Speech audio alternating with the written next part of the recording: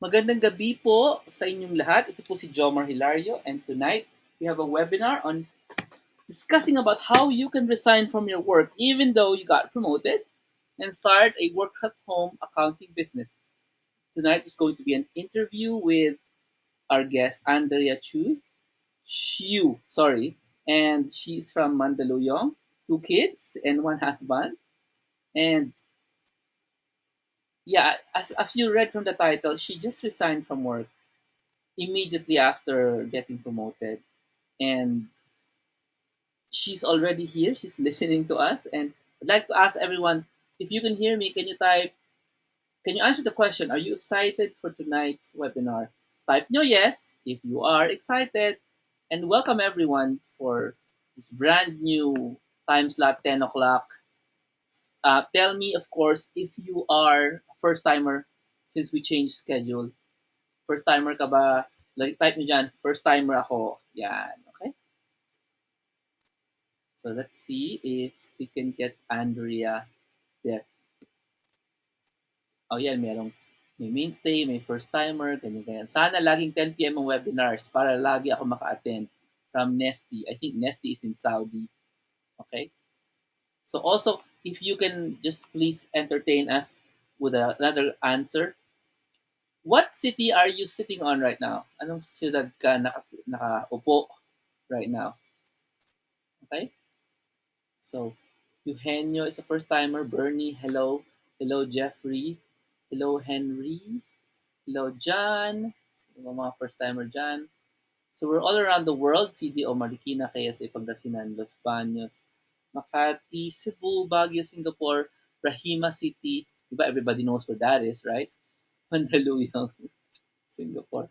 Okay, so we're all excited to find out how she did it and why she did it.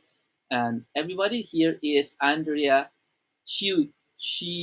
You'd better help me with your last name. Chiu. Tama ba? Andre, Andre Hello? Chiu. Tama ba? Pakisabi nga yung last name mo for everyone. Yes. Chu. Chiu. Hello. Diyos ko po, yun lang naman pala. Andrea Chiu. Yes. Okay, so Chu. let me show your Mm. screen to everyone. Pakisabi nga kung bakit walang sound ng baby dyan sa bahay ninyo. Okay. Ano nangyari? Yung two kids ko is kasama ngayon ng husband ko. Nag-milk tea date sila para walang maingay at walang umiiyak sa background. Ayan, para sa inyo, nag-date ang pamilya ni Andrea. Okay. Ah, Okay, so Andrea, somebody's already asking you, hindi ka ba Chinese? Obvious ba? Anyway, nagtatanong eh. Actually, hindi. May blood kaming Chinese, pero yung husband ko kasi talaga ay 75% Chinese. Okay. So, O ayan na, nasagot na namin agad ang tanong nyo. On na tayo. mm-mm. On na tayo. Okay. May question agad. Pinsan mo ba si yung artista si Kim Chu? Kim Kim Chu. Magkamukha lang kami pero hindi kami magkakilala. Ayan, totoo yan. Okay, sige, let's go. Tell us all about your background and stuff. Go into your presentation. It's okay. Okay, so una sa lahat, good morning sa lahat ng nakikinig ng webinar ni Jomar. Ako si Andrea Chu and tonight I will be talking about paano at bakit ako nag-resign kahit na bagong promote and how I became a VA accountant. So, first of all, sino ba si VA accountant Andrea Chu?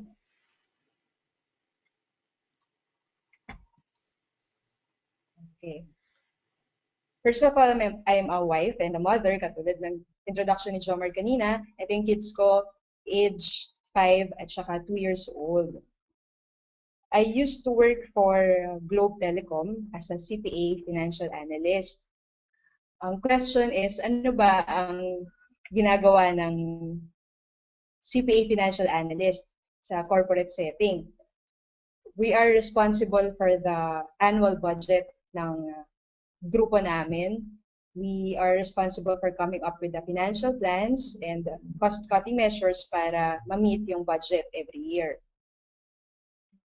As a financial analyst sa Globe, I loved what I do, kahit na puro number siya.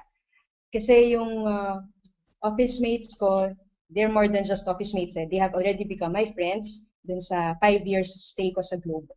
So dito, if you can see the picture, dito binigyan nila ako ng baby shower before I gave birth to my second. And we also have the seasonal videoke parties. Yung pag Christmas season, o kaya pag merong may birthday or may na-promote, yan, we go out. Isa pang gusto ko sa trabaho ko is seasonal ang overtime. I know karamihan ang impression sa accountant, yan yung mga laging ginagabi, laging nag-overtime. Pero sa department namin, it's seasonal pag parating na yung budget season. Kaya ako gusto yung trabaho ko. Aside from that, maganda yung pay, maganda yung benefits. So, saan ka pa, di ba? Ba't ka pa mag-resign? Kaya lang, ever since, hindi ko goal umakyat ng corporate ladder. Kasi, ang impression ko, the more na akit ako sa corporate ladder, ibig sabihin nun, less time for my family kasi bukod sa more responsibilities, more overtime din.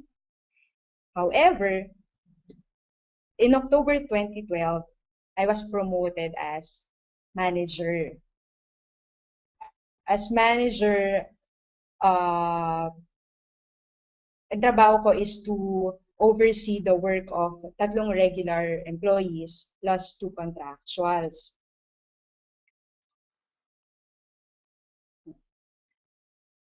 Dito sa picture, medyo recent na kasi to. Dito yung dinalaw nila ako sa bahay, work at home na ako dito. Okay.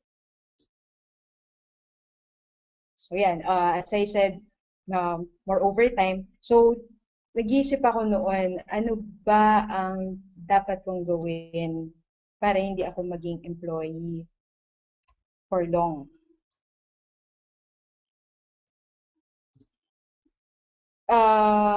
Kaya lang takot ako kasi iwan yung employment ko kasi nga, as I said, maganda yung pay, saka maganda yung benefits. So, paano ko iiwan yung employment ko? And higit sa lahat, ang question is, anong gagawin ko sa bahay? Ayoko kasi na nasa bahay lang. Mabubore ako, at saka nadidepress ako pag nasa bahay lang, pag wala akong ginagawa. Yung kinukwento ko nga kay Jomer kanina, okay akong mag-work at home, pero hindi stay at home. Kasi when you say stay at home, para sa akin, the usual chores lang, yun. Pero gusto ko work kasi may ginagawa ako. I'm earning something. So, backtrack lang tayo ng konti dun sa question na what will I do at home? Noong 2012, I gave birth to my second child. Pag dalawa na pala yung anak mo, all the more yung separation anxiety, mas malala tuwing iniiwan ko sila sa yaya. Sa yaya lang kasi sila naiiwan kasi malayo yung parents ko nakatira.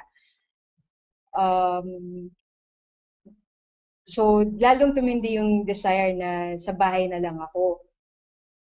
So, nag-start ako mag-isip ng anong magandang racket or meron kayang business na pwedeng gawin para sa bahay na lang ako, hindi na ako papasok sa office. So, in 2012, me and my husband started a business. Fortunately, that business failed. So, after a few months lang in operation, nag-close siya. So, we're back to zero. Ano na naman ang gagawin ko para hindi na ako maging employee? Doon ko na-encounter yung Christmas bundles ni Jomar noong 2012. I availed of the VA seminar downloadable noong December 2012. Can you backtrack? Pero nung inavail ko yon, wala pa rin akong planong mag-resign. Can you backtrack a bit kung paano mo na-discover yung Christmas bundles in the first place? Who introduced? Yung Christmas bundles, sa totoo lang, hindi ko matandaan kung paano ko na-encounter si Jomar eh. Pero definitely, it's through Bo Sanchez. Kasi nagsasubscribe ako sa newsletter ni Bo Sanchez ng stock market, saka ng mga soul food niya. Definitely doon ko nakita. Pero hindi ko na gaanong maalala paano ako napunta dun sa 2012 Christmas bundle. Kasi parang nung time na yun, parang namamahalan ako. Parang hindi ako willing mag mag-avail ng mga programs kasi andun pa yung doubt ko na baka scam yung VA or ano ba talaga yung VA, bakit kailangan mag-training pa, kung online lang naman. So, doon, nung nag-Christmas bundles, since discounted yung VA seminar, and iniisip ko, total din naman, plano ko mag-resign, bakit hindi pa ako mag-invest? Gumastos ng konti, what's a few thousand para sa long-term na freedom naman or long-term na kasama ko na yung mga anak ko everyday. So, doon kinavail yung 2012 Christmas bundle. Pero still, wala pa rin akong plano to resign anytime soon. Backup plan ko lang siya. So, hindi ko minamadali assignment. Pag may time lang, singit-singit, gano'n. Pero, hindi pa rin siya priority.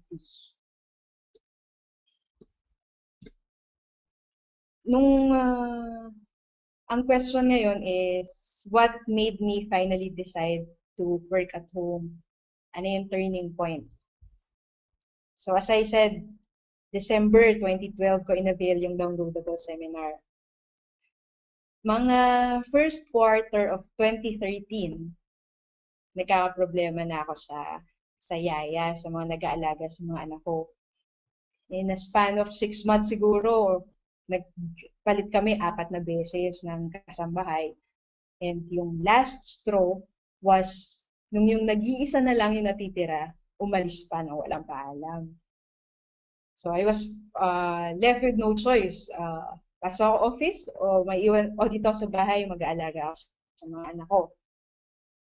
Kaya lang, ang fear ko naman nun, hindi pa ako ready magtrabaho sa bahay. Ang assignment ko, 10% finish pa lang, halos wala pa akong nagagawa. Wala pa ako nung skills na kailangan for online. Yun yung feeling ko noon. Pero wala eh, kailangan ko step up. I had to make a choice. Naalala ko nung nag-decide ako noon, umiiyak pa ako sa husband ko kasi parang bigla ako na-realize, eto na, this is the day na kailangan ko na talagang mag-decide, tutuloy ko ba yung corporate job ko or mag-work at home na lang ako. Kasi remember, October 2012, na-promote ako. Tapos ito, mga February or March, biglang wala akong yaya. So, mag-resign ba ako? Paano ko sasabihin sa boss ko kung ganun yung maging decision ko? So, wala. Ang pinili ko syempre, family ko. So, paano ko sinabi sa boss ko na sorry boss, ilang months lang ako naging manager, hindi kailangan ko na umalis. Paano ko siya ginawa? I requested for a special setup noon sa boss ko. Dahil mga March na noon, mid-March, malapit na summer vacation, nag-request ako sa boss ko kung pwedeng sa morning, sa bahay ako magtatrabaho habang nasa school yung eldest ko. Tapos, after lunch, papasok ako sa office, pero dala-dala ko yung anak ko. Mga 3 weeks din yon. Yung bunso ko naman, pinadala ko muna sa Marikina, sa parents ko.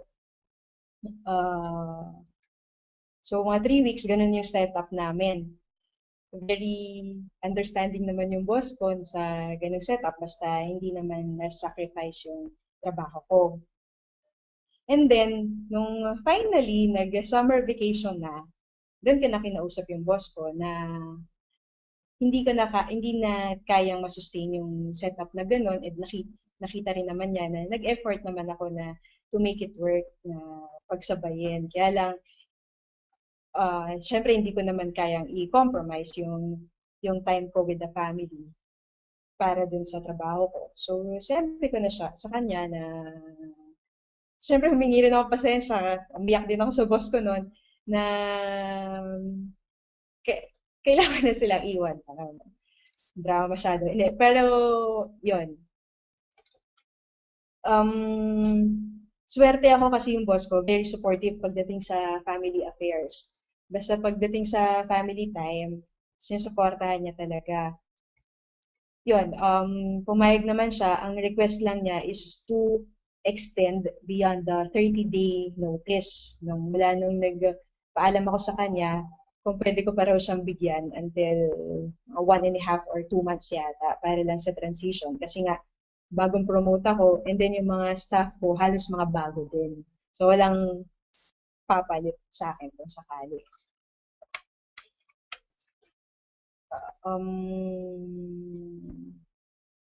Sandali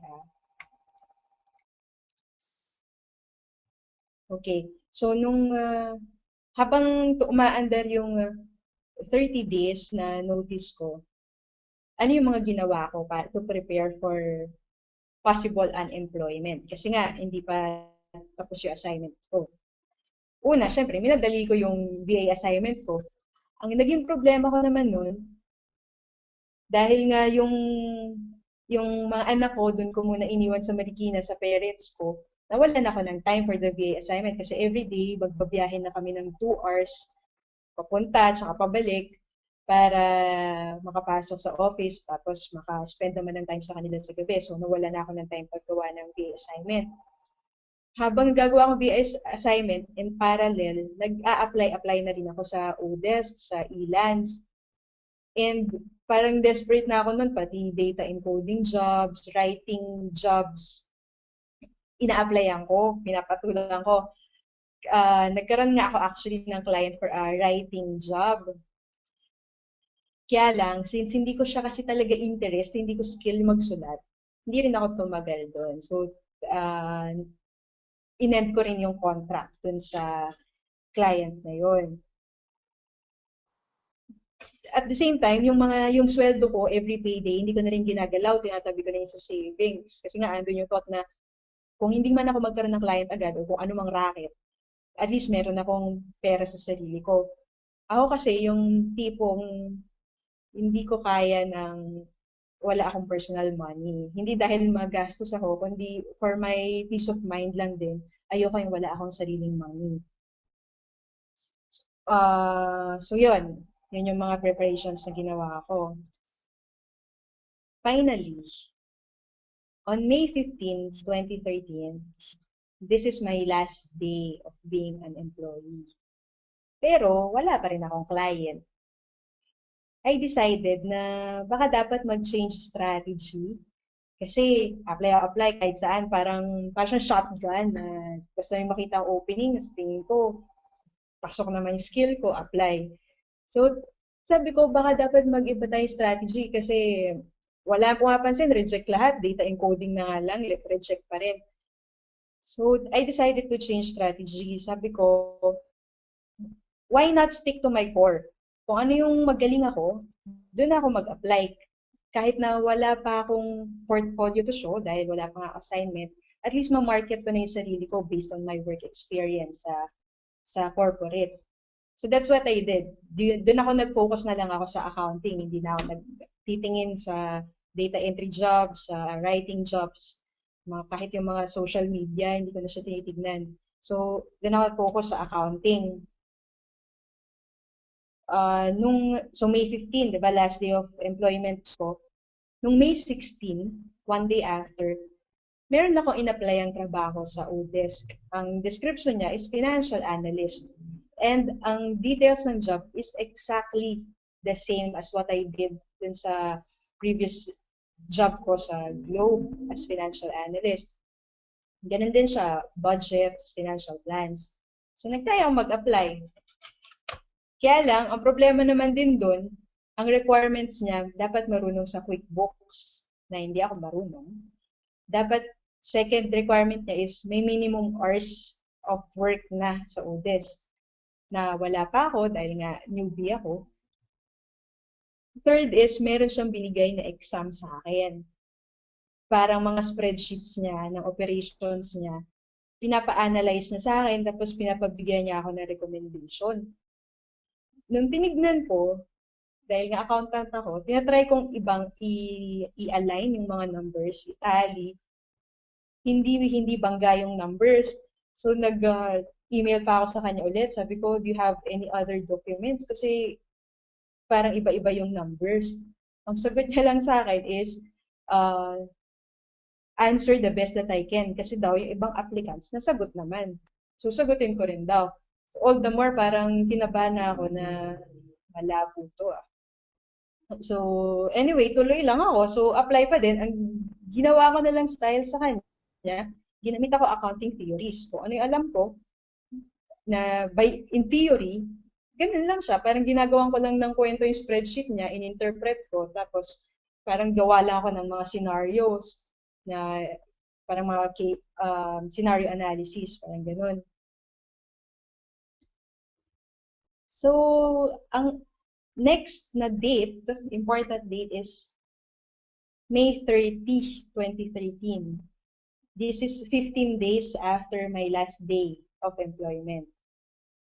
On May 30, 2013, my contract with this client started. So, hindi ko in-expect na ako yung i-hire niya. Yeah. So, hinire niya ako and I am still working for him as a financial analyst.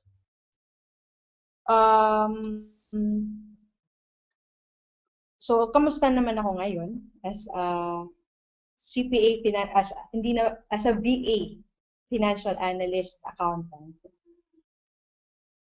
Ang masabi ko is, I'm a lot busier.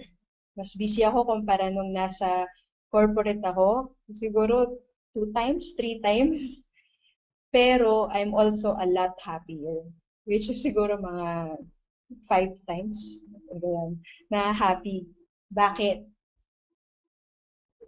Una kasi I still get to do what I love to do. Financial reporting, product costing, profitability analysis, yan pa din yung mga ginagawa ko. Exactly the same as my last employment. Kaya lang, may bonus. This time, random road trips na kami ng family ko. And ito yung pictures, punta kami yung Volkswagen, hindi amin yan. Gusto kasi nung son ko, yung eldest ko, yung mga Volkswagen. So, minsan pupunta kami sa Volkswagen show out of town. Yan. And weekly dinner dates with my family. So, katulad ngayon, sabi ko nga, nag-milk tea dates sila. Kung hindi ako guest, kasama ako doon sa milk tea date nila ngayong gabi. So, yun yung bonus ko for being a work-at-home VA accountant mom. Yan. Okay na? Oy! Agad lang, bitin-bitin. Bitin ba? Oo, chef. Okay lang yan. Okay yung bitin. Maganda yun. So, may mga tanong. Tanungin ko na agad yung tanong. 3 lang naman eh. Pero bitin. Okay. Saan na ba yun? Ano daw yung business na nag-fail? Alam mo ng mga tao gustong marinig yung mga bad eh. Sige, ano lang malaman. Okay, sige. Yung business na nag-fail, it's a pharmacy franchise business. So, ang lesson doon is, kung hindi mo siya interest at hindi mo siya core, huwag mo yung pasukin. So, kasi parang ano siya eh, diba, nung time kasi na yun, usong-uso yung mga franchise, lalo na yung pharmacy. So, go din kami. Ayan, yun. Yun, nangyari.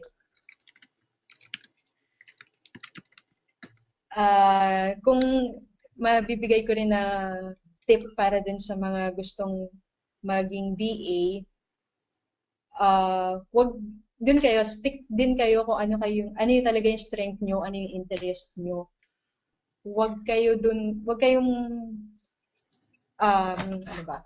Huwag kayong porke dahil mataas yung rate doon or dahil karamihan ng VA nandun nag-apply, doon din kayo. So, focus kung ano talaga yung strength nyo kasi doon kayo magiging happy. Kasi yung ending minsan, i-end nyo rin yung contract nyo kasi hindi nyo kayang tagalan yung ganong klaseng trabaho. Yeah.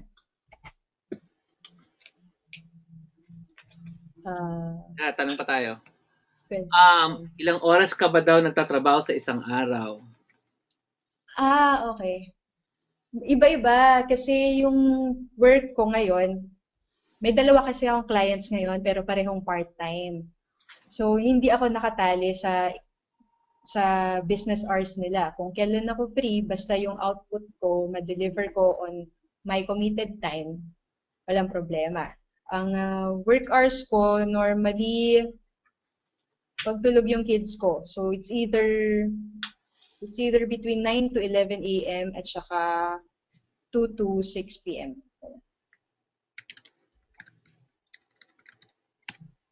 So, ikaw nag-determine ng work hours mo? Oo, ako nag-determine ng work hours. Meron lang sila sa akin, may sinet sila sa akin na maximum hours for a week. Tapos ako na bahala kung basta matatapos ko yung reports, whatever yung pinapagawa nila sa akin. I have a question for everyone. Narinig nyo ba yon? Sino ang nag-determine ng working hours ni Andrea? Sige na, come on. Did you hear that? Some of you probably didn't get it, but let's see. That's a very important aspect of being a VA or work from home. Sino po ang nag-determine ng kanyang trabaho? Doink. I'm gonna get the presentation from you, ha, Andrea? Ay, sige. Para makalagay ako ng notes for everyone to see. Sagutin nyo. Yan. Siguro naman, okay lang. Okay lang sa inyo. At least clear naman sa inyo na you get to pick. There are times that you get to pick your work times depending if you agree to get that kind of job. Okay? So, okay. Balik tayo sa mga tanong. Nagre-maintain ka ba ng sabi tayo, Dayan, are you still maintaining your CPA PRC license? Yes, oo. Yes. Kasi para sa akin,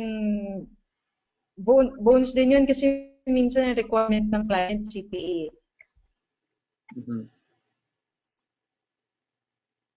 Ayan, para sa mga At saka, yan. Pakita ko yung picture nyo sa second photo mo.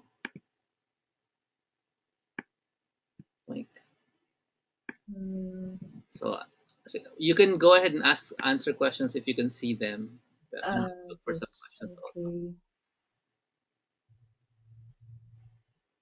So,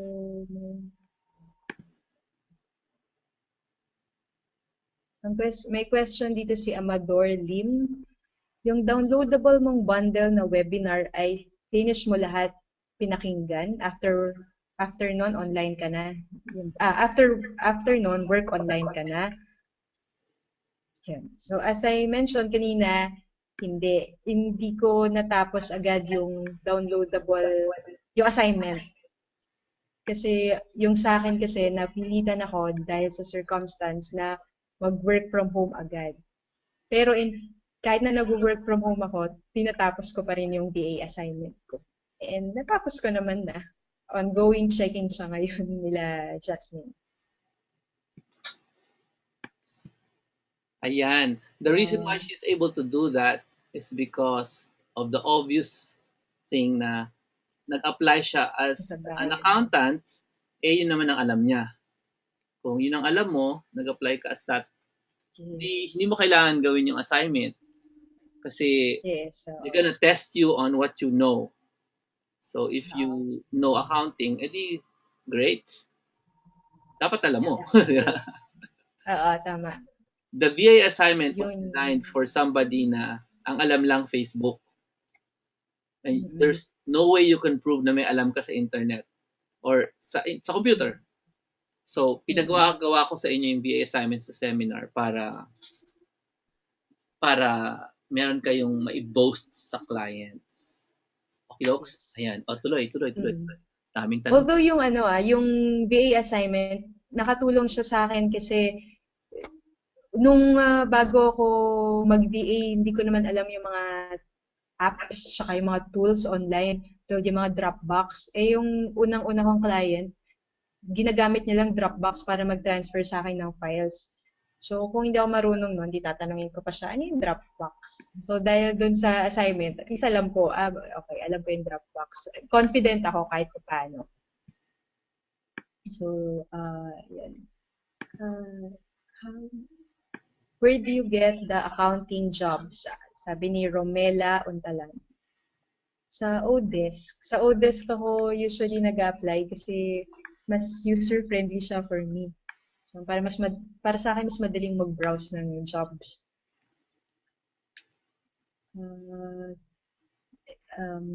Question galing kay Beth Soriao.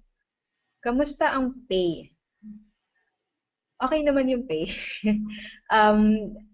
You can set yung pay rate kasi ikaw na magsiset eh.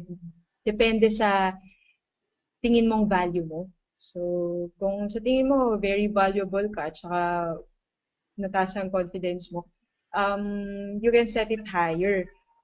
Ang napansin ko kasi sa client, willing sila magbayad ng mas mataas basta makita nila sa'yo na nasa iyo yung hinahanap nila na skill.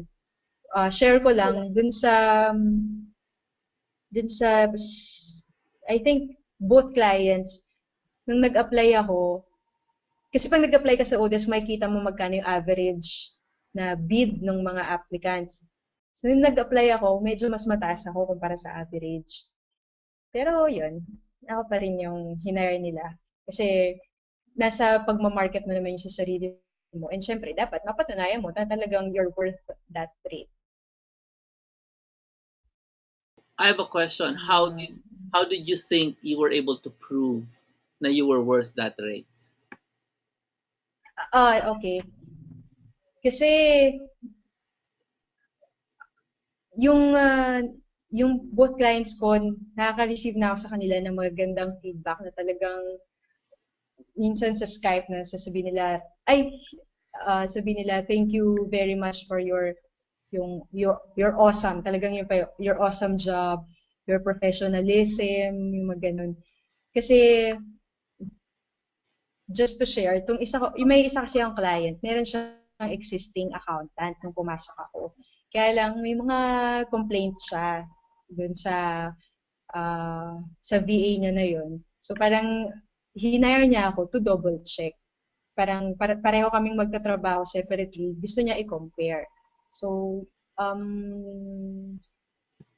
parang, mas nakikita niya sa akin na mas realistic yung binibigay kong numbers sa kanya and mas transparent yung nagiging computation ko.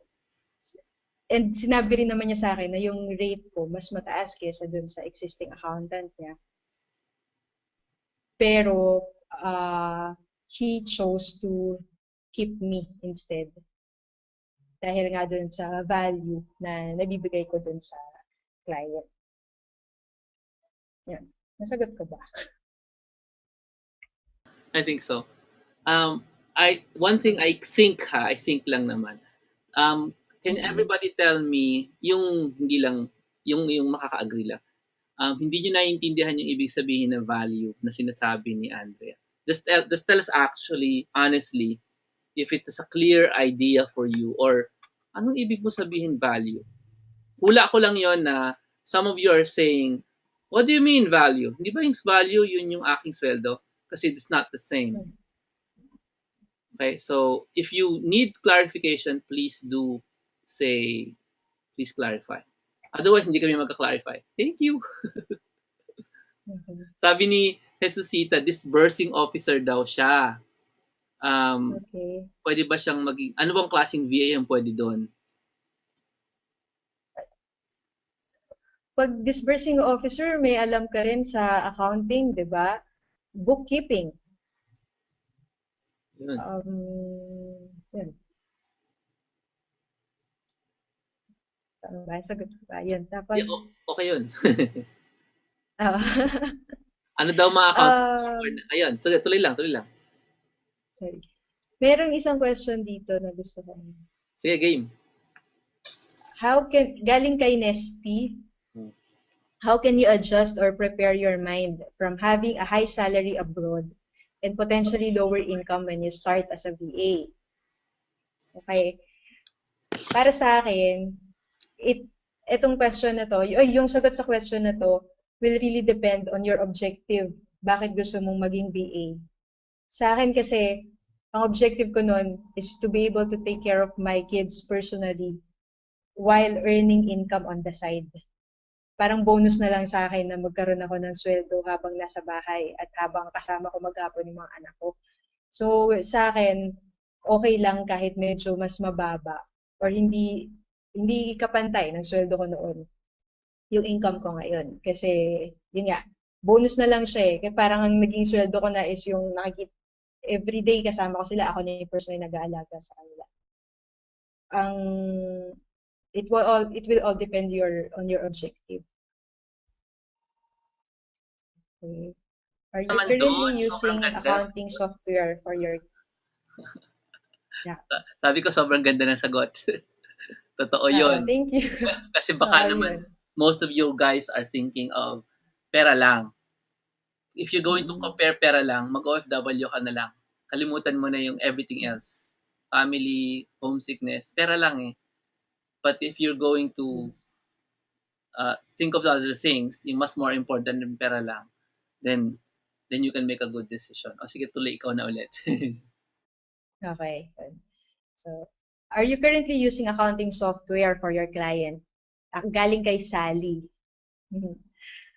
Um, yung dalawa kong client, ang napansin ko kasi nalilinya ako sa mga problemadong accounting systems. Yung mga nag-uumpisang businessman pero wala pang accounting system na nakaset up. So, ang meron lang sila is spreadsheet. Not even Excel, spreadsheet talaga na merong cash in, cash out, gano'n lang. So, sa ngayon, wala pa akong ginagamit na accounting system para sa client kasi sila mismo ayaw pa. Gusto nila okay na sila muna na i-Excel ko kasi mas naiintindihan din nila sa Excel. Pero for the pareho sila nag-explore din ako nung ang ang direction kasi nila sa akin hanapan sila ng hindi muna masyadong mahal na accounting software. Kasi nga nag-uumpisa pa lang sila and inaayos pa namin yung accounting system nila. So currently I'm exploring Xero, QuickBooks, saka Wave na accounting systems. So, inaaral ko rin siya kasabay nung in parallel sa pagsiset up.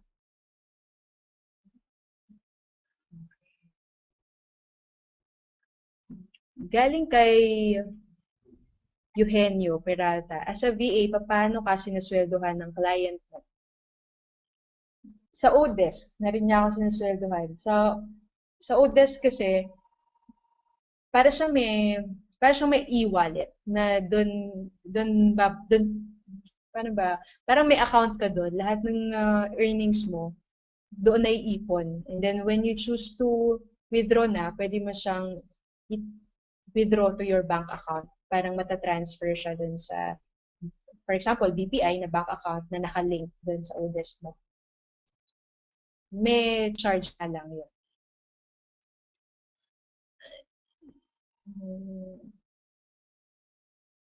Okay.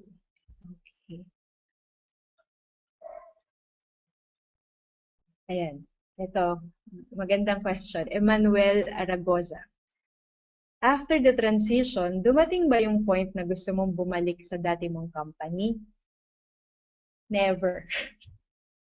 Never pa. At sana wag nang dumating. Kasi, sabi ko nga, very busy ako ngayon, pero mas happy ako kasi very flexible yung time. At saka mas feeling ko, mas empowered ako this time na mag-isa ako. Noon kasi, pag may boss ka, pag hindi mo alam yung gagawin mo, punta ka sa boss mo, tanong ka, consult ka. Ngayon, pag hindi mo alam yung gagawin mo, research ka sa internet, diskarte mo. Pag nagkamali yung desisyon mo, paninindigan mo na yun, accountability mo na. Mas fulfilled yung feeling ko ngayon na parang ako lahat. Nakikita ko siya end-to-end mula sa pagsiset up namin hanggang sa ma-implement. Yan. Okay.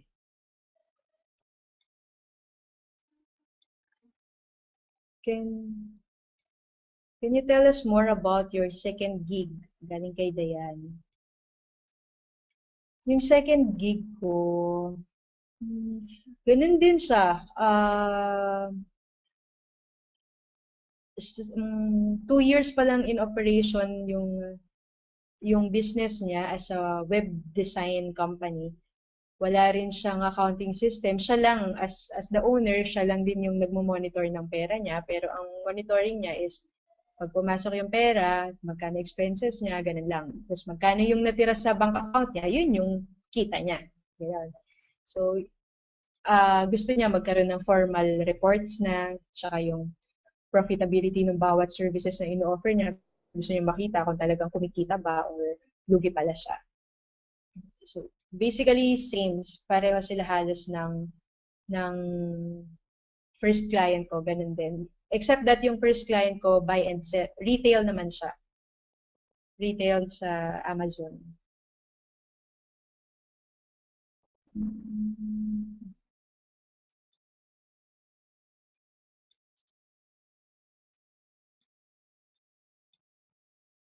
Is it still...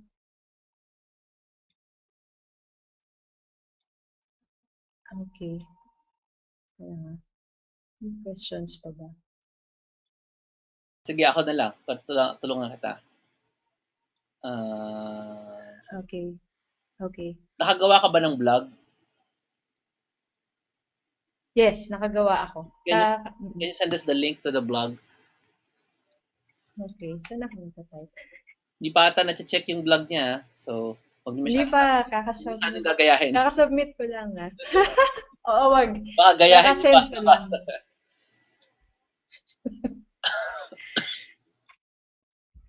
Teka lang ah.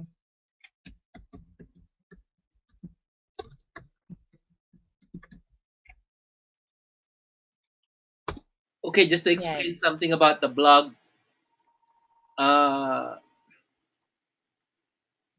Ikaw na nga mag-explain? Ako? Okay. So, para saan ba yan? Okay. Yung blog is, ito yung assignment pag nag-avail ka ng VA seminar or kahit yung VA downloadable ni Jomar. Ang assignment is, pwede ko ba sabihin kung ano yung assignment?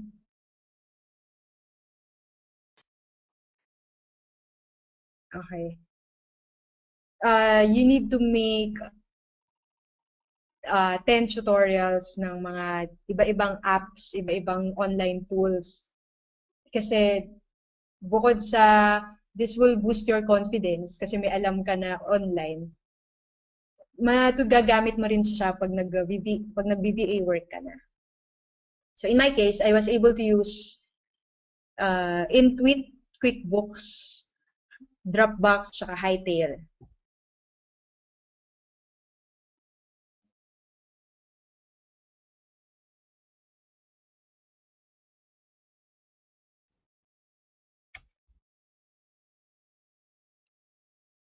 So let's look for some more questions that we can actually answer. Okay, so training question. Yung training na bundle lang ba ang kailangan to start becoming a VA? O ikaw bahala dyan. Yung training na bundle? Yung nakuha mo, yun lang ba yung kailangan para maging VA ka na?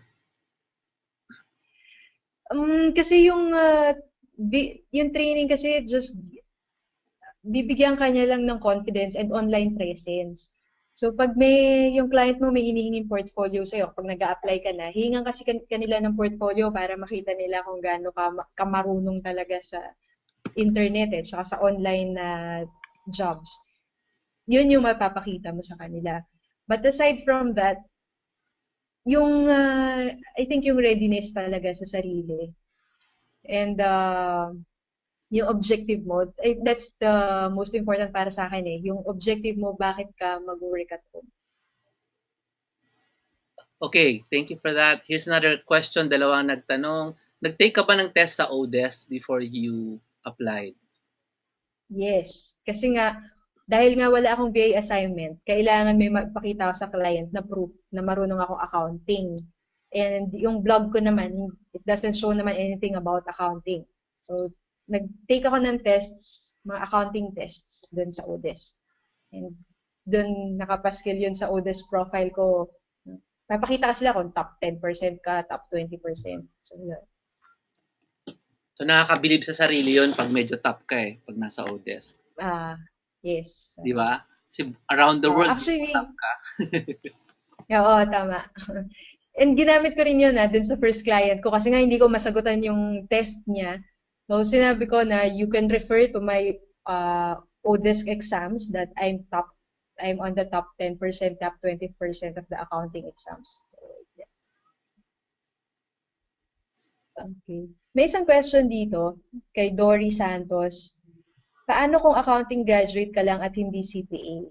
It doesn't matter. Ang importance is yung knowledge mo sa accounting and yung confidence mo. Ayun, sinagot na kayo Confidence na naman. Sasagutin ko yan. Hindi importante. Hindi importante po ang BS degree. Sasagutin ko yung tanong on value using something different for everyone. So, sa mga hindi ako kilala, nagtitrain ako ng mga tao paano maging VA, paano maging online marketer, essentially earn online. So, let me just help you understand what value is. Sabi nila, it's quality of work. Pwede. Ano ba masagot nyo? Ano yung value? May mga nagsagot dyan ko ano yung sabihin ng value Nasaan na ba yun? Nahirapan naman ako. Ano sagot nyo? What is value? Ayun. Capabilities. Okay. Okay, probably yes, but not completely. Here's a way to understand it from the point of view of Andrea. Sabi niya, punta ka sa ODES. O, di ba ang dali? Tapos tingnan mo yung average, yung range ng rates for this job. Diba? In your case, accountant. In her case lang naman. Tingnan mo yung range. So, magsa-search ka ng jobs. Tapos nakalagay doon $1 an hour to, let's say, $50 an hour. Okay. Halimbawa lang. So, ito yung sabi sa inyo ni Andrea, hindi to hinuhulaan. Pupunta lang kayo sa ODES. Lalagyan ko ng verb para masaya. Go to ODES. Tapos, lalagay ko yung sino sabi, Andrea says. Ayan. Yan ang sinabi niyang value. Tapos, hanapin mo yung sarili mo in between the range. In the range, what do you feel? Confidence yan. Walang number yan. Ngayon ko lang maglalagay. Is your value. Ayan. Itong sasagot. Ang magsasagot dyan, ikaw. Okay? Pag hindi mo kayang sagutin yan, malaki problema natin. Mag-attend ka ng BA seminar o mag-download ka. Kasi basic problem yan. Hindi ko alam ang value ko. Ang alam kong value, yung sinisweldo ko noon. Janitor ka dati. Wala tayo dyan ngayon. How do you increase your value? Ayan. Gumawa ka ng something like this. Tinin. Ayan. Di ba? Nung nakita nyo yung vlog ni Andrea, ano dating? Mukha bang wala siyang alam sa internet? Sige, sagutin nyo. Dali. Tandaan nyo, hindi nyo to ginamit para mag-apply Pero impression lang. Accountant ang gumawa niyan, meron ba siyang alam o may alam? So, if pag ang dating pala, parang may alam, pwede bang $1 yan o pwedeng ilapit na yan sa 50? Ganun yun. Ang pipili ng number ikaw. Kung mababatingin mo sa sarili mo kasi halimbawa nireject ka ng magulang mo, nireject ka ng kamag-anak mo, no kidding. Masakit ang past mo, mababa yung tingin mo sa sarili mo, mababa yung tingin mo sa value mo. Magaling ka pala. Wala nagsasabi sa'yo. So, kaya kailangan you need to be in an environment like my mastery group na nag-i-encourage sa'yo. Ayan. Nasa ano na tayo, mundo na tayo ng psychology. Okay. So, yun. Sana nasagot namin yung tanong nyo tungkol sa value. Okay. Maghahanap pa kami ng tanong.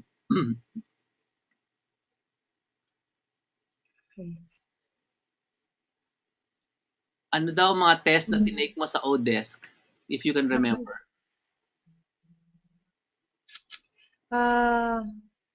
Lahat, hindi ko na maalala. Financial planning, meron. Basic accounting, syempre. Siyempre. Oo. Meron English. din ng mga about in English meron o English pero usually mga office ano ba to? Mga Microsoft Office, Excel, Word, PowerPoint 'yon. Mga ganun yung mga tinake ko eh.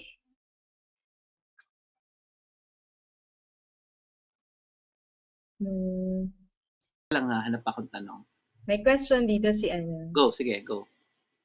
si Annalyn Mercader. Gusto ko lang sagutin. How does your husband support you for being a VA? Kasi sabi mo, medyo busy ka din kahit work at home ka po. Yan. Kasi kahit naman work at home ako, hawak ko yung oras ko. So, basta I make sure na nagagawa pa rin syempre yung mga dapat gawin sa bahay. And then the rest, para sa trabaho. So, busy lang ako pag wala siya.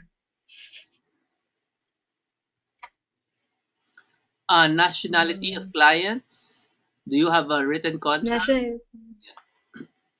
Mayroon kaming contract sa Odesk. Nga, tama nga naman. Tapos yung clients ko, isang French client na based sa Hong Kong, tapos yung isa taga Bahamas. Wow, so si... Yes. Tapos, the question dito si Emmanuel Aragoza. Di ba more risky dahil if you made a couple of mistakes, they can change you immediately? Para sa akin, hindi. Kasi, syempre unang-una kailangan talaga bago mo gawin yung moves, bago ka mag-recommend or you make a decision, talagang kailangan kunin mo kasi yung buy-in ng client eh. Hindi ka naman basta-basta din gagawa ng decision. Lahat yon halos recommendation lang na, for example, sa case ko, gagawa ako ng profitability analysis ng products niya. Sabihin ko parang ito, mababa yung profit rate, baka gusto mo, taasan natin, gano'n. So, lahat yon may buy-in naman niya. So, kung sakaling mali, hindi mo lang din naman solo yung mistake.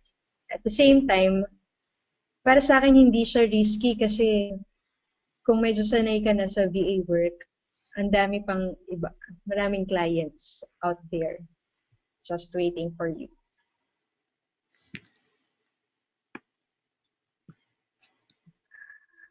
How to determine a client whether it was legit or not? Galing kay Eric. Sa Odesk, makikita mo naman na merong review, meron silang rating kung nung mga previous contractors na nag-work na for them. So, pag medyo wala pa siyang rating or 0 stars, hindi ako nag-a-apply. Or hindi ko tinatanggap kung may invitation to interview man. Hindi ko siya tinatanggap. So, kailangan may star bago mo pansinin. Very good idea. Yes. So, kailangan may star and dapat at least 4 stars. Okay, sa Odesk.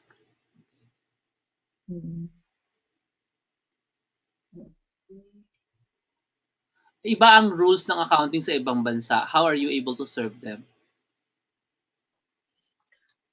Yung rules kasi ang accounting na ginagamit ko, hindi ako bookkeeper. More on financial analyst. So, yung recording, usually may separate na in charge sila doon. Tapos ako yun nga, sa financial report, sa profitability. Yung mga clients ko, intentionally din, namili ako ng clients na walang tax. Kasi like sa Bahamas, wala silang tax. Then sa Hong Kong, hindi siya napakailaman. Ano pa lang parang startup pa lang siya. So hindi rin siya pinapakailaman. So hindi ako nagko-compute ng tax. Yung ginagamit ko namang accounting standards lang siya eh. So it's the basic debit credit assets, income, liabilities. Okay. Very good. So, ano lang talaga, sound accounting principles, not laws on Yes. taxes. Yun, kaya pala, Uh-uh. kaya pwede. Not loss. Hindi ako, pag medyo may tax na, hindi ko na rin kinukuha yung job kasi hindi rin naman ako expert sa tax. Ayan. So, there's a generic question on rejection.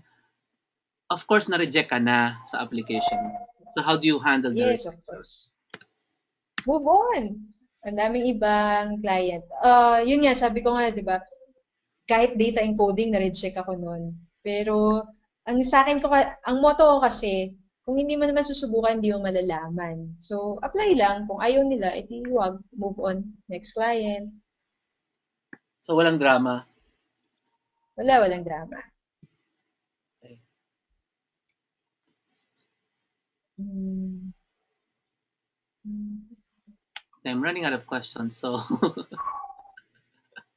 ano? Paano, ito may question si Jinky. Paano nire-report sa client kung ilang oras na yung natrabaho mo? Isama mo na rin yung tanong na paano mo sinasubmit yung work mo. Okay. So sa Odesk, kasi dahil puro Odesk ang gig ko, kasi nga user-friendly siya, meron kasi pinapa-install na yung Odesk sa'yo na time tracker. So every 10 minutes, it takes a screenshot ng screen mo para makita talagang nag-work ka. So doon pa lang binibilang na yung hours work mo and yun yung ibibill nila sa client. No need for me to personally send them an invoice para sa hours work ko. Nice. Sorry, ano isang question? Yun na. Paano mo sinasubmit yung work mismo? Yung work mismo, through email. Through email, through Skype, or through Dropbox. Okay. Dali-dali. Is there a difference between financial statement preparation with your client abroad? Hindi naman ata nag-prepare ka ng financial statement, di ba, FS? Ako, income statement lang. Income statement daw. Wala. Oh, ito yung pang Miss Universe na question. Ano ang payo mo sa mga taong gustong maging katulad mong work from home na kasama ang mga bata? Okay. I thank you. Okay. Ilang beses ko na ito sinabi. Unang-una is, ano ba objective mo? Alamin mo talaga ano yung objective mo, bakit mo gusto magtrabaho. Is it money? Is it time with the family? Is it fulfillment? Is it, kasi iba talaga, they're after fulfillment sa corporate, gusto lang ma-promote na ma-promote. So, sa case ko, ang objective ko is to spend time with my family. So, I chose to work from home. Advice ko is, kung ano man yung piliin mo na path dahil kung ano man yung ma-decidean mo talaga objective mo, ngayon create ka ng plans to be able to achieve that objective. So, in my case, objective ko to stay at home, to take care of my kids personally. Ano yung plans to achieve that? Resign from work from home. Yun. Tapos, sorry, nawala ako. Yung focus din on your core skill. Ano talaga yung magaling ka. Hindi lang dahil andun yung mataas na rate or andun lahat nag-a-apply na VA. Focus on your skill and your interests. Okay, thank you very much for being with us, Andrea. The show is not finished Thank yet, you. pero nandiyan na yung mga babies so I'll leave you to your children. Sorry. Hello, Oo, narinig mo na. Tao sa bahay niyo, asawa mo, mga babies. Okay. Thank you everyone for staying put and asking the questions. I'll leave you na. You can go to your children na hindi na kita papasalitain. Kasi It's baka okay. Thank you. Thank you. I'll just answer some of the questions and explain the difference between the seminar on March 22 and the one that you got from 2 years ago, yung VA seminar. So, Okay. thank you very much, Andrea. You can stay if you want. I'll let you talk whenever you wanna interject. Ikaw nang bahala, okay? Okay. Pero formally, Okay, thank you. take over ko muna, okay? Salamat Okay, thank with us and you. inspiring everyone. Thank you and bye-bye. Okay. So, Okay. mute mo na yung sarili mo if you're not going to say anything. Okay?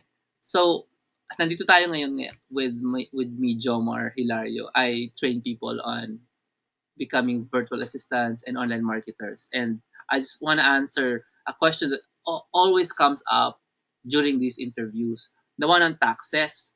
So, ang ginawa namin, we asked a guy, he's an accountant. I'll give you his name. We asked him, he's close to the government, as in close to the government. He's close to the BIR. He told us regarding taxes and online work. So this is not from me. This is from Juan Abrea. You can Google him, ask him about me, ask him about online, and he'll answer probably the same thing. He told us regarding taxes, the Philippine government is not yet ready to accept your tax. Okay? So wag ka muna magbayad until they're ready. They don't know how to classify you kasi virtual assistant does not exist yet eh. So yeah. Now, if you do want to pay taxes because you have a certain amount of guilt, alam mo na yung guilt na, naku, dapat ata magbayad ako. Then my suggestion is to start your own company.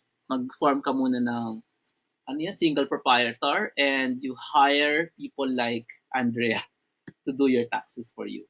And that's the normal situation everywhere in the world for a virtual assistant paying taxes. You create a company. Ano ka muna, single proprietor ka muna. Ganun. If you seriously want to follow what I say, and some of you do, hindi ka magsi-single proprietor, you're going to spend and create a corporation. I'm not kidding. But regarding taxes, ayan, sabi ni Attorney Mon Abrea, the government is not ready to accept your taxes. They don't know how to classify you. Wait na lang daw until the government is ready to accept your taxes. Then you can pay. Okay? Or just go get a company set up. Okay? So at least yun.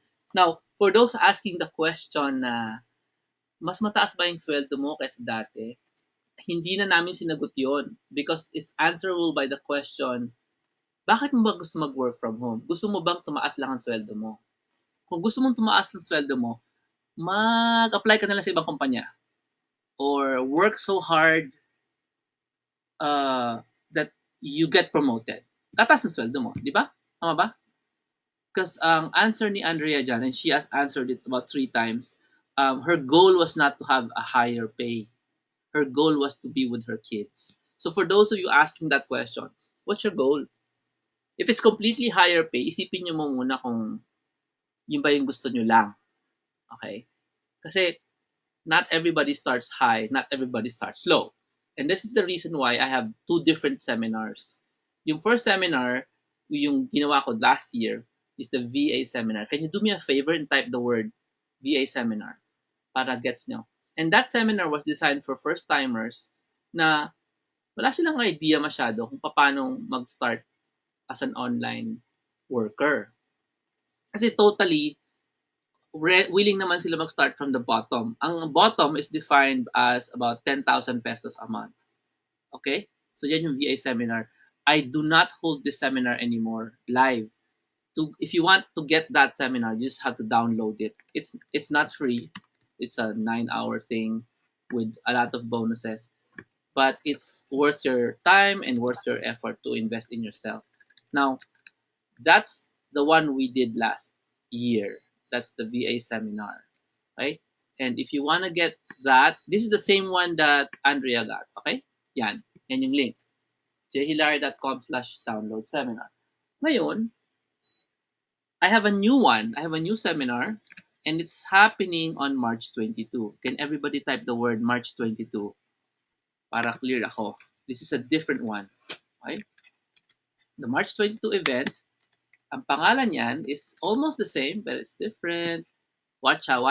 March 22 is a Saturday, and that one is called VA Seminar 101. Okay, mahaba to Ako mag-type nyo na nga 101 para naman clear tayo na ibang-iba talaga siya. VA Seminar 101 is still about virtual assistants. It's still basic. It's still for beginners, kaya siya 101. But ito yung title niya.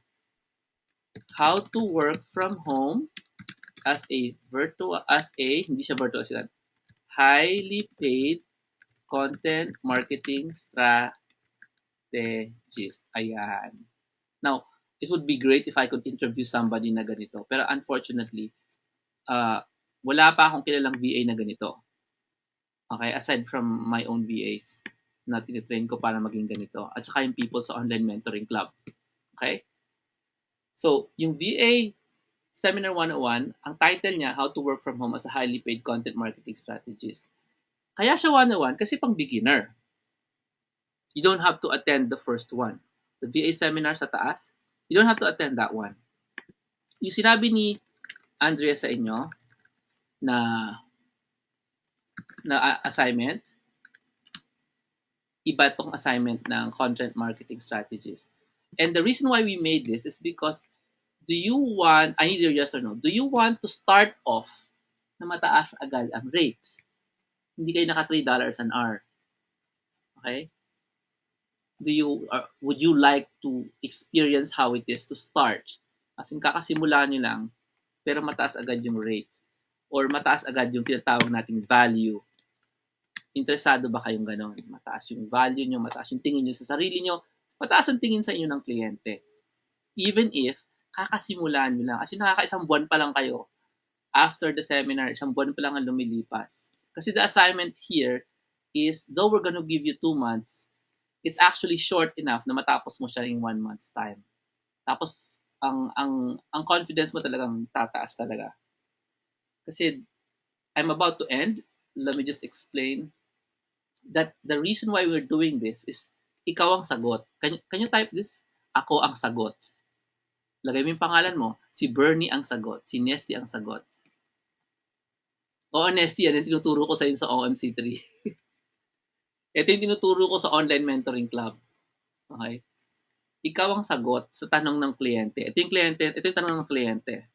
Okay? The question that they ask all the time. What do I do in Facebook to earn more money? To get, hindi to earn more money. To get more clients. To get more clients. Long term. Yan. Yan ang tanong. Yung content marketing strategist, okay, yan yung sagot sa tanong na what do I do in Facebook to get more clients? So kung may kumpanya, ang tanong ganito, what do I do in Facebook to get more clients long term? Meron ba kayong kilalang kumpanya na hindi interesado sa sagot na ito? Yung tanong nito, may kilala ba kayong kumpanya na walang pakialam sa sagot na sa tanong nito? Siguro mga tricycle driver, they don't care about Facebook, no? Pero pag malalaking mga kumpanya, sa tingin mo ba, kahit medium, kahit small, gusto pa nila yan? MLM company, halimbawa, gusto pa nila yan? What if turuan ko kayo, paano sagutin yan? As in, impressive. Impressive in the way you will answer that question. Kasi pag pinakita mo yung sagot mo, sabihin lang, wow, ang galing-galing mo naman. Paano mo ginawa yan? Ang sagot mo, isang buwan na research. Pero madali lang gawin ng research. Now, I've actually taught this twice na. Last year, we did a content marketing workshop. Tinuruan ko sila. And today, I'm teaching this to the online mentoring club na students. Okay? Pero sa online mentoring club, tinuturo ko sa kanila ito as entrepreneurs. Ituturo ko sa inyo ito as virtual assistants. Medyo iba ang treatment, ha? So, ibang-iba yung assignment. So, just to be clear, if you're an online mentoring club member, it's up to you if you want to attend VA Seminar 101. Pero tinuturo ko na sa inyo yan. Okay? Online mentoring club members. Okay? Yung nag-attend ng content marketing workshop, you actually know more. Okay? Pero it's really up to you if you want to attend the March 22. Now, if you're a beginner, you want to start big agad, and you are committed. Can you type the word, I'm committed? Ikaw, lagay mo yung pangalan mo. Hilda is committed. Okay? Or Bernie is committed. Then, if you're committed to start big agad, no? And after the seminar, magko-commit ka na 1 to 2 months, gagawin mo yung assignments. Sobrang wipe out talaga yung tingin sa'yo. So, ang galing mo naman, sasabihin sa'yo ng mga possible clients. And I'm going to teach you a way para pag-agawan ka nila. Kasama yan sa assignments. Okay? And we're not going to go to Odesk. We're gonna go directly to entrepreneurs. Pwede tayong mag-Odesk kung gusto nyo, pero there are other ways to do that. Okay? Para highly paid ka, high in demand pa, di ba? So yun naman. So my encouragement to you guys is if you wanna follow the footsteps of the people we're interviewing, like Andrea Chu tonight, go get your seat to the March 22 seminar. And the website there to go is filipinova.com. Ayan. filipinova.com. Ayan. So that's the website. You have to go there now. Go now. And register bago maubos ang aking upuan. Okay? Though, yes, it's March 22. Let me just tell you the secret. We'll start training you on this March 1. Let me repeat that. March 22 is the seminar, right? Sabi nga, March 1, we start learning. Type mo nga. March 1, we start learning. Here's the thing. The earlier you join, the earlier you get the materials. Meron kaming advanced materials. You have to go through them. Okay? March 1 ng schedule. Pero if you sign up within the week, papadala na namin sa inyo yung advanced material kasi para pagdating sa seminar hindi na kayo ano yun. Are you happy with that? As in, oriented na kayo kung ano yung gagawin, ano yung tuturo ko sa inyo sa seminar para hindi kayo nangangapa. Okay? The 2 skills you need to attend the seminar is Google. Actually, yun lang. Saka Facebook. Google and Facebook. Kung meron ka mag-Google, meron ka mag-Facebook, pwede ka na din sa seminar na yan. Okay? May pairs din yan. Okay? Pag downloadable, may downloadable version itong VA Seminar 101. Ganun din ang gagawin namin. Maghihintay kayo until March. Now, this is a live event, but there's also a downloadable option for this one. Okay? The first one that you're seeing, hindi yan yun. Yung VA Seminar, iba yun. Ibang downloadable yan. You're looking at the VA Seminar 101 downloadable. Iba din yun. Sabay-sabay tayo ng schedule even if you downloads. Okay? The venue, hindi pa kami final sa venue. Nagpipili pa kami between 2. It's either Tivoli Garden again sa Mandaluyong or PTTC sa Pasay. So that's Buendia or Mandaluyong sa tapat ng Makati-Mandaluyong Bridge. It's probably Tivoli Garden again. Yung magandang building sa tapat ng Makati City Hall. So that's the venue. Okay, looks. Ano pa ba? So let me just correct myself. We're not starting on March 1. We're going to start sending you the materials with mga next week. Okay? Next week na. Type nyo yan. Next week, we start learning. Okay? If you delay your sign up to March 21, wala kang time to review. You understand? We don't want you to magmamadali ka kasi late ka na nag-decide. So don't delay in signing up. Number 2, we increase prices very soon. So don't get it at those high prices. Pwede mo naman gawin ngayon. Charge mo sa card mo, pay it later, you know what I mean? Tapos, and we want to give you the advanced materials way in advance para hindi ka nangangapa lalo na kung hindi ka masyado sanay sa internet. Right?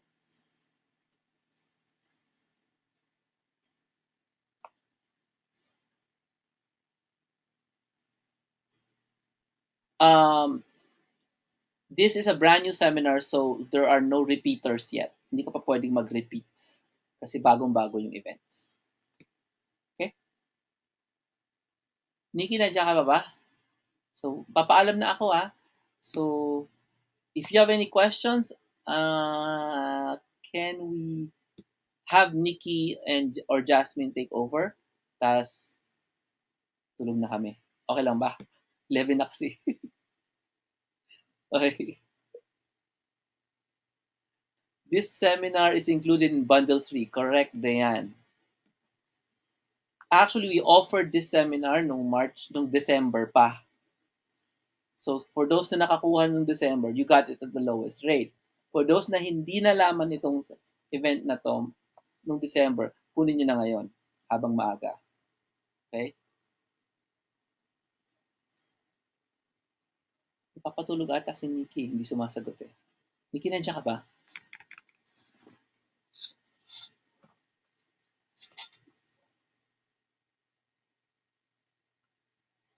Nothing. You bring probably nothing.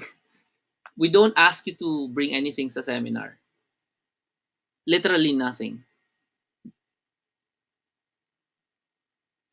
Oh, the website to go to the seminar is filipinovA.com. That goes for both downloadable and live. And you go there para makita mo kung how much because there are choices kung alin yung i-avail mo. Okay? The reason why we tell you nothing is because sa seminar, we give you your notebook, we give you your ball pen, we give you your bag, and kung ano-ano pa. And we're also going to offer a lot of freebies for this batch. Yeah. Puntahan nyo yung Filipino VA. Especially pag kumuha kayo ng premium, we're actually going to add some stuff dun sa premium. There are 3 choices kasi. The regular, premium, and dream. Let me suggest kunin nyo at premium or dream kasi magdadagdag kami ng bonuses dyan na kakaiba. We haven't offered before. Okay, we're also going to set up a contest for those who will. It's a Facebook contest in relation to this March 22 event. So hintayin nyo yan mga next week. And there's also going to be a raffle for those who attend. Okay. So, nag-attend kayo, meron kayong fun raffle. And we're going to give away something we haven't given away before. It's going to be fun. It's going to be very different naman. Again, as usual.